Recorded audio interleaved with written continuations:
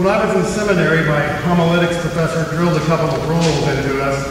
One was that Episcopalians generally won't sit still for a sermon longer than 8 minutes, so I'll try to keep with that. Another is that the preacher should try to preach on one of the lessons, the gospel, or might select one of the hymns as the basis to preach. When Pat O'Brien heard of Mom's passing, she sent me a message that said, "Do you have her arrangements? The music will be glorious." And when I looked at the service, and I saw that Mom had given us one more gift, a trove of readings and music to help describe this incredible woman, and I'm not sure that I can add to those. I don't think that I can consult my concordance or do an exegesis and bring out any more than what the readings and the music say.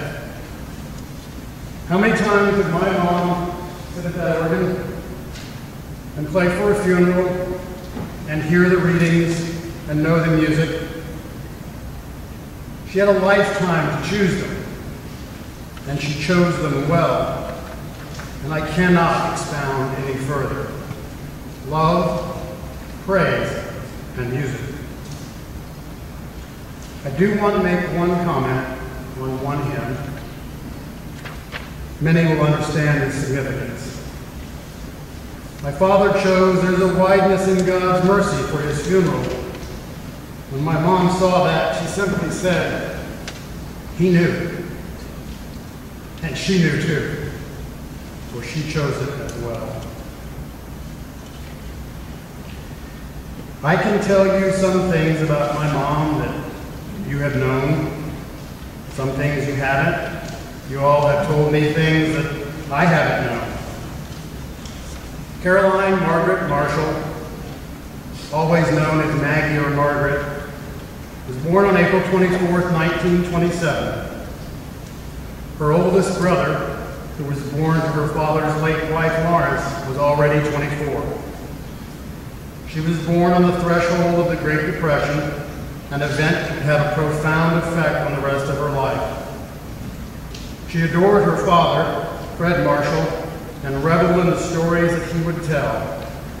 It was from him that she got the gift of telling stories. Mom's world was shattered at Christmas time in 1939 when her father died when she was 12. At that point, it was just she and her mother, Helen Ruffin Marshall, my grandmother, who had her own story of tragedy. Her mother had died when she was 5, and she had been sent to her mother's family to be raised. Helen was driven by adversity. She was determined, and music was her life. But until the past couple of weeks, I've only known a portion of the remarkable woman my mom was, and she was remarkable to me. I never knew, for example, until my cousin David wrote me this week that my mom had given up her senior year in high school to go to Boston to help care for him when his father was sent to the Philippines in World War II. And my dear cousin Terry, who was only 9 years my mother's junior, wrote me a delightful letter this week, and in it she recalls that my mom would spend weeks with her father Calvin, my mother's brother, who was 21 years older, very much of a father figure to him. Terry recalls her mother telling a story that my mom at a very young age got a stick, went out to the vegetable garden, and began conducting a choir of vegetables, pointing the tomatoes to chime in with the lettuce and the onions. She was born into music. It was her destiny, and it was her first love. Terry also told a story that so sums up my mother, who loved to laugh, laughed hard, and often at herself. My mother had a cat that she had named Summer. One particularly brutal St. Louis winter, she had let the cat out as soon as she'd gotten up, which was her custom. As cold as it was, she was concerned and didn't want the cat to be outside for too long. So, dressed only in pajamas and a fleece bathrobe and slippers, Mom went out on the front stoop and began to call ever louder, "Summer! Summer! Summer, come back!" As she turned around to face the street, she realized to hear what this raving lunatic was screaming about. I could hear my mother tell that story and so many others, barely being able to get through it from laughing so hard. She also particularly liked how I found my way to ministry, and whenever given the chance would ask me to tell people how I had been asked. The rector of our church in San Francisco, Nettie Rivera, who would later become a bishop, said that my work with dogs was a ministry and that I should consider holy orders.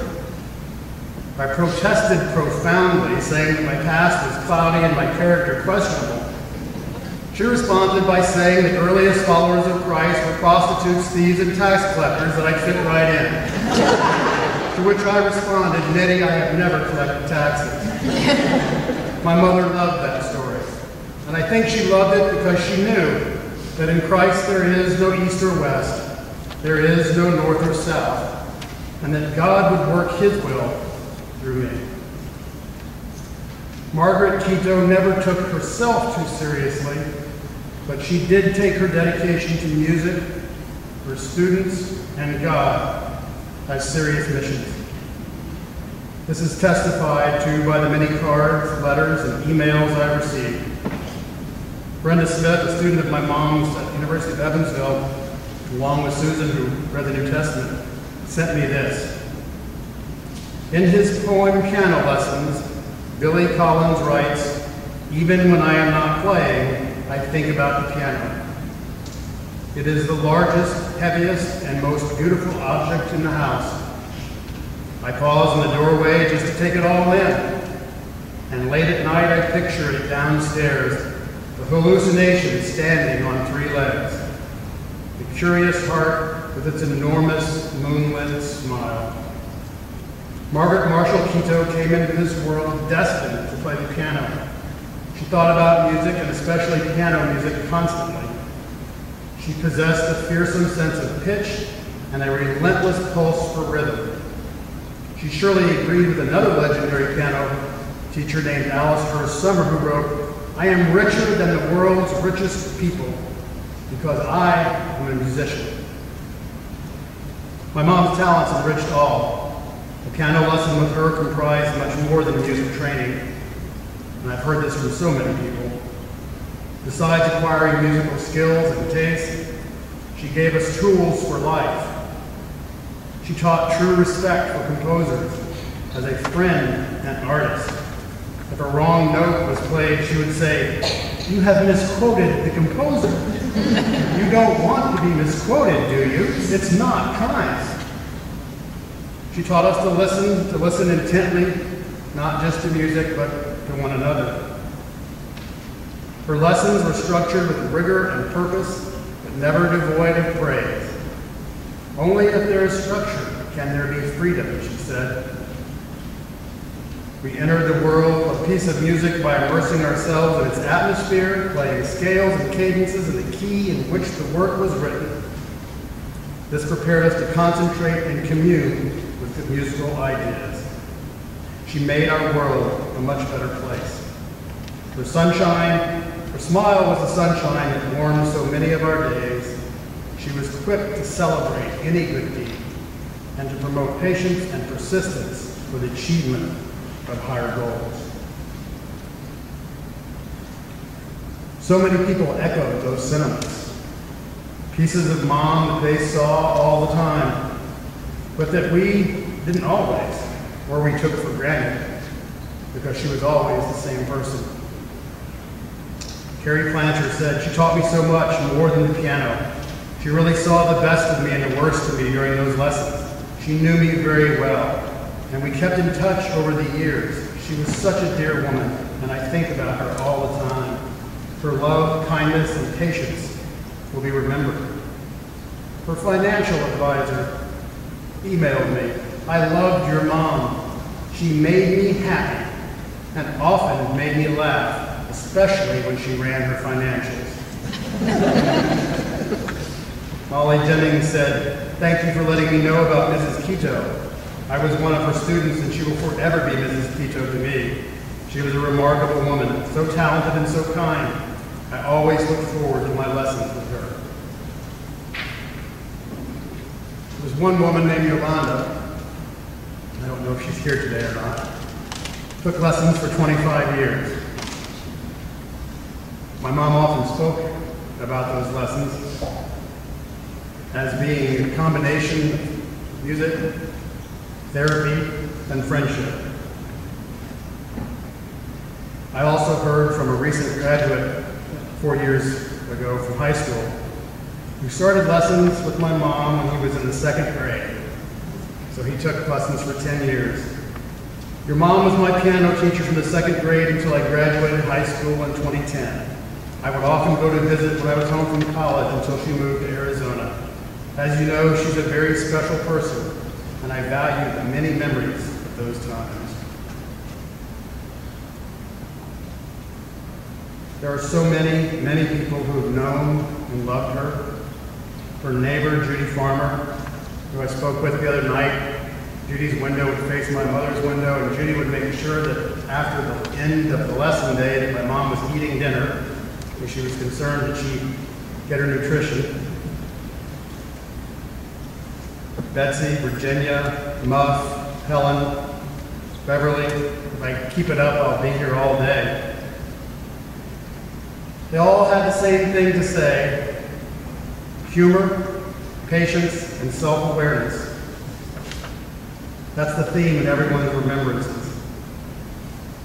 I think the one that sticks with me the most is the humor. One story she loved to tell, but I'm sure at the time wasn't funny, involved my brother Robert. My dad was driving, Mom sitting in the middle, and Robert by the door. And I guess Robert was misbehaving, so my dad reached over to squeeze his hand to make him stop. Dad didn't realize he grabbed my mom's hand. She was saying, "Stop, stop!" And Robert was laughing, which just made my dad squeeze harder. She told that story so many times and would wind up laughing so hard that she would have tears in her eyes. We grew up in a house full of laughter and relentless teasing. My partner Alonso wasn't used to the teasing we gave one another, and on one of my mother's many visits, I was teasing her at the dinner table. Alonso thought I was being disrespectful, so he decided to give me a kick under the table. Only problem was he kicked her. Once she knew what had happened, she nearly fell on the floor laughing. And there are so many more people with stories. I heard from Ed Camp, who played the organ at my parents' wedding in 1950. So many fellow teachers, members of the St. Louis Area Music Teachers Association. But perhaps the most poignant comments that could be said came from Mona Winry. I still want to call you Mona Boyd. Who would have thought 50 years ago we would be here today? Our family and Mona met in 1966 in Cullowhee, North Carolina, and then we moved to Evansville together as my parents and Mona all became faculty. When I talked to Mona the other day, she simply said, "John, I loved your mother. She was my best friend." Amen. Amen.